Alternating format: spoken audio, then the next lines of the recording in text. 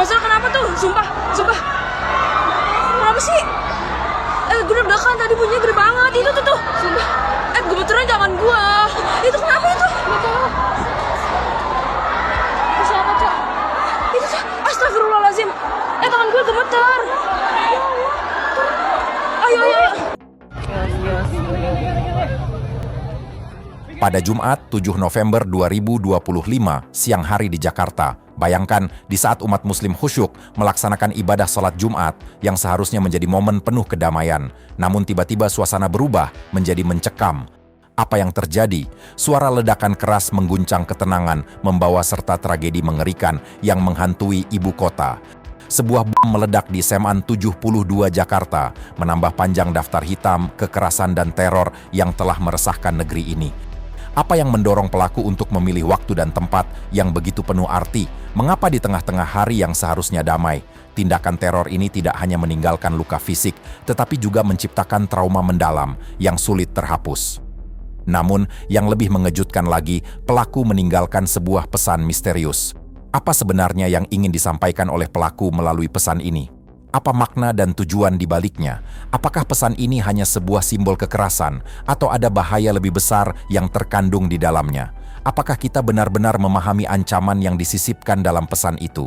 Dalam video kali ini, kita tidak akan membahas urutan kejadian atau detil teror itu sendiri. Sebaliknya, kita akan menggali lebih dalam makna isi dari pesan yang sengaja ditinggalkan oleh pelaku. Apa sebenarnya yang ingin mereka katakan kepada kita semua? Mari kita bahas sampai akhir. Tetap melihat dari segala sisi, sampai yang paling kiri.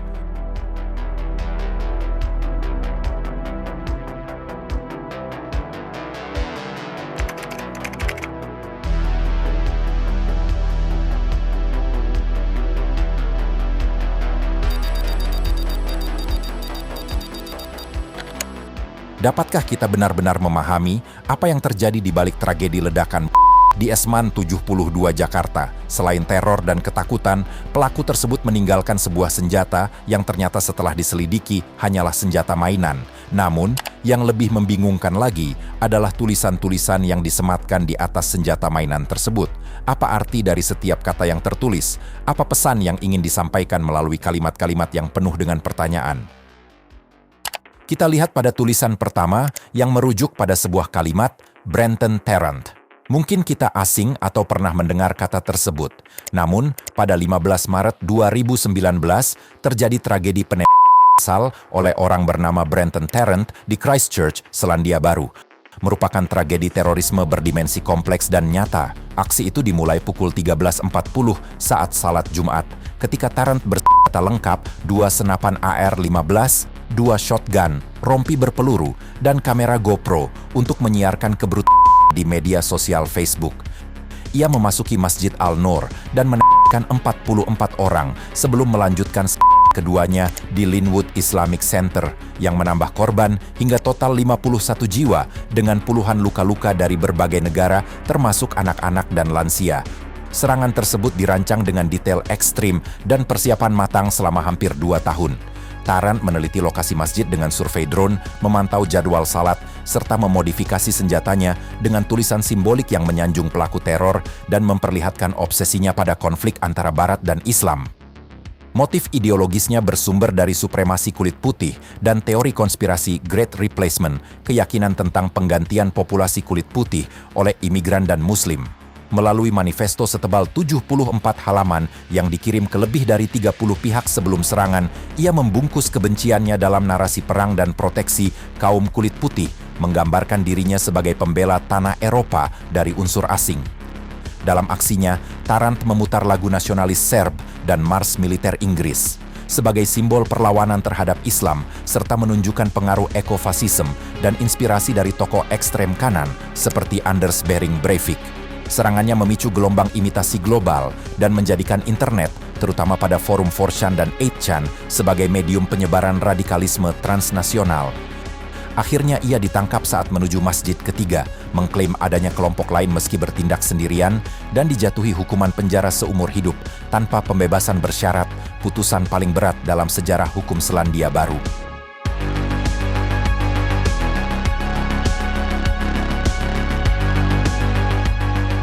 Lalu tulisan kedua yang mengatakan sebuah kalimat yaitu Alexandre Bissonnette. Alexandre Bissonnette merupakan sosok dalang dari tragedi penembakan massal yang mengguncang Masjid Pusat Kebudayaan Islam, Kota Quebec pada 29 Januari 2017. Ketika 53 jamaah yang baru saja menunaikan salat Isya, sekitar pukul 19.55, kemudian Alexandre, seorang mahasiswa yang Glock dan senapan semi-otomatis, memasuki masjid melalui pintu depan, lalu 48 peluru dalam waktu kurang dari 2 menit. Jerit panik memenuhi ruang utama, 6 orang tewas ketika 19 lainnya luka dan traumanya menancap jauh di batin para penyintas. Tanpa memberi ruang negosiasi, ia mengejar korban hingga ke ruang imam. Ini adalah aksi yang mendadak, terencana, sekaligus brutal. Usai menumpahkan amarahnya, Alexandre Bissonnette melarikan diri menggunakan mobil, namun kemudian menghubungi 911 dan menyerahkan diri. Dari penelusuran polisi ditemukan senjata, pakaian, dan perangkat elektronik yang memperlihatkan obsesinya terhadap penembakan massal lain di dunia. Motif di balik serangan ini berpadu antara ideologi kebencian, ketakutan terhadap imigran Muslim, serta pengaruh narasi politik ksenofobia yang berkembang di media sosial. Ia aktif di forum sayap kanan, membaca diskusi tentang terorisme, identitas nasional, dan ancaman islamisasi, terutama setelah kabar kebijakan pemerintah Kanada yang terbuka terhadap pengungsi Muslim dan cuitan Perdana Menteri Justin Trudeau tentang penerimaan pengungsi dari Amerika Serikat. Dalam pengakuannya, Alexandre Bissonnette menganggap aksinya sebagai pencegahan terhadap teror dan pelampiasan kebencian yang berakar sejak masa remaja. Penyelidikan mengungkap ia juga menderita gangguan kecemasan dan depresi berat, namun sifat obsesif terhadap pelaku penembakan menjadi pemicu dominan. Tindakannya adalah pemberontakan identitas, simbol perlawanan terhadap multikulturalisme Kanada, dan cerminan ketakutan rasial yang akut. Meski ia dijatuhi hukuman seumur hidup, tragedi ini menjadi cermin kelam bahaya ekstremisme serta pentingnya kewaspadaan terhadap racun kebencian yang tumbuh di ruang publik maupun dunia maya.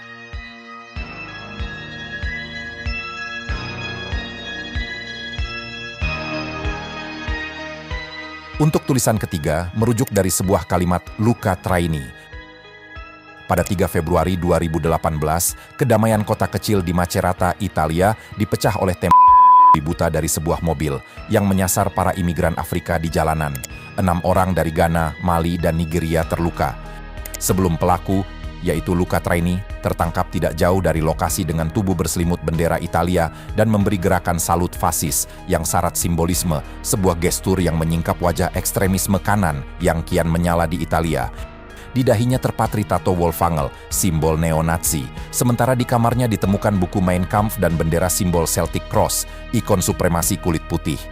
Traini mengaku tindakannya adalah balas dendam atas Pamela Mastropietro, perempuan Italia yang tewas dan diduga di Grand Nigeria. Dalam figur Traini, kemarahan rasial dan propaganda ksenofobia menemukan gantinya, merefleksikan ledakan kebencian terhadap migrasi dan krisis identitas nasional. Sebagai mantan kandidat Liga Utara dan simpatisan kelompok neofasis Forza Nuova serta Casa Pound, Traini menjadi simbol nyata polarisasi sosial yang lahir dari retorika anti-imigran politik Italia. Aksinya menjadi cermin getir tentang bagaimana ideologi ekstrem menyusup ke ruang publik dan memupuk kekerasan atas nama bangsa. Pengadilan menjatuhkan hukuman 12 tahun penjara atas serangan bermotif kebencian rasial. Meski Traini menyatakan penyesalan, tragedi Macerata tetap menjadi peringatan keras bahwa simbol dan retorika kebencian bukan warisan masa lalu, melainkan ancaman hidup yang terus mengintai masyarakat modern.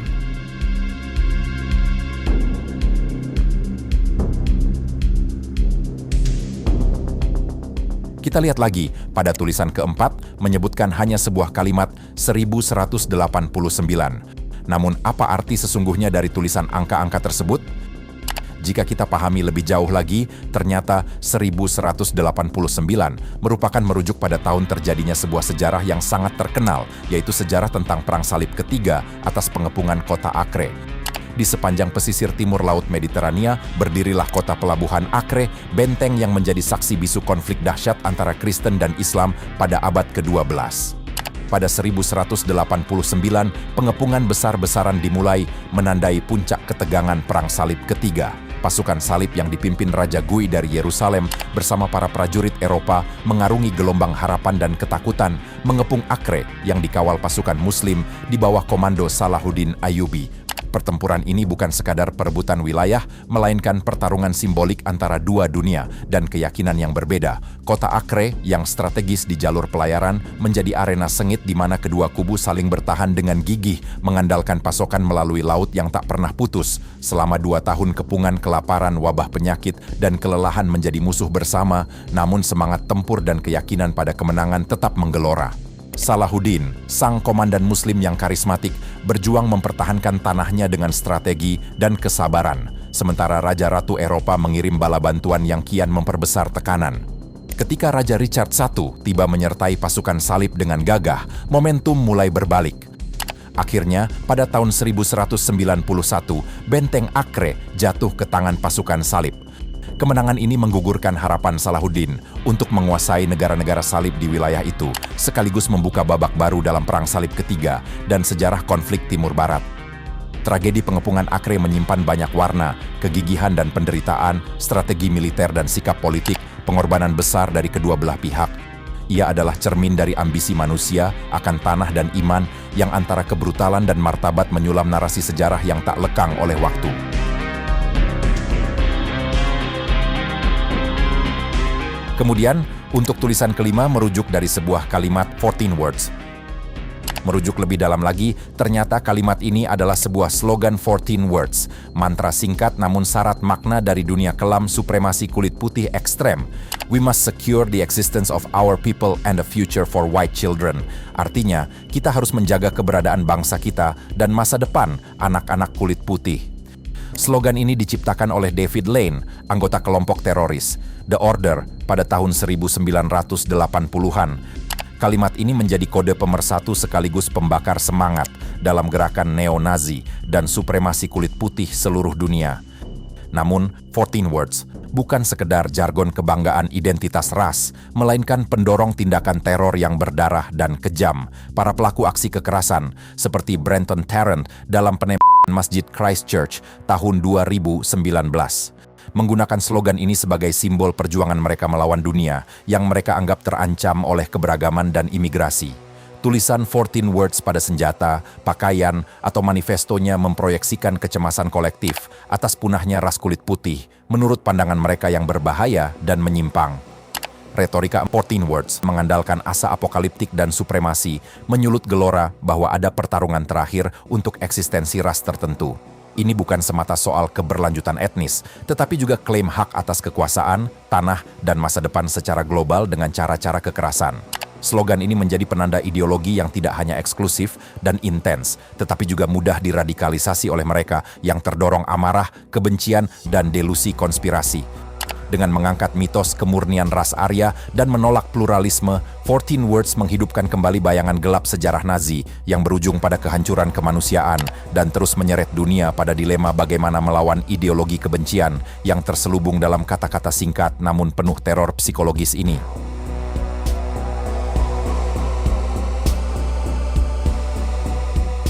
Untuk tulisan keenam, merujuk dari sebuah kalimat natural selection. Natural selection adalah sebuah teori yang dicetuskan oleh Charles Darwin. Pada dasarnya menjelaskan proses evolusi di mana makhluk hidup yang memiliki ciri fisik atau kemampuan yang paling sesuai dengan lingkungannya akan lebih besar kemungkinan bertahan hidup dan berkembang biak. Namun, teori ini secara keliru pernah disalah-tafsirkan. Bahkan terdapat juga dalam penyebutannya berubah menjadi social Darwinism. Teori ini seringkali dipelintir oleh penganut supremasi kulit putih untuk membenarkan pandangan bahwa ras kulit putih lebih unggul secara biologis dibanding ras lain. Dalam narasi penuh kekeliruan ini, konsep survival of the fittest yang seharusnya menunjukkan adaptasi terhadap lingkungan berubah menjadi alat retorik untuk mengklaim dominasi rasial, seakan-akan keberadaan dan kejayaan ras kulit putih adalah hasil dari seleksi alam yang alami dan sah secara ilmiah. Narasi ini sangat berbahaya karena mengaburkan fakta bahwa ilmu evolusi tidak pernah mendukung ide superioritas satu ras atas ras lain. Darwin sendiri, walaupun hidup di masa yang penuh dengan prasangka rasial, menyatakan keyakinannya bahwa semua ras manusia adalah keluarga yang satu dan mengutuk perbudakan. Ilmu genetik modern juga membuktikan bahwa perbedaan genetik antar kelompok manusia sangatlah kecil dan tidak menunjukkan adanya ras yang lebih unggul.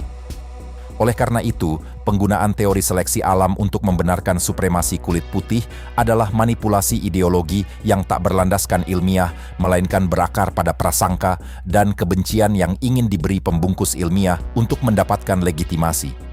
Dalam konteks ini, teori natural selection harus dipahami dengan pemahaman kritis dan ilmiah yang tepat bahwa evolusi bukan soal nilai atau moralitas, melainkan proses alam yang netral, yang berperan dalam keberagaman hayati manusia dan makhluk hidup lain. Menyalahgunakan teori ini untuk supremasi ras adalah pengkhianatan terhadap sains dan kemanusiaan itu sendiri.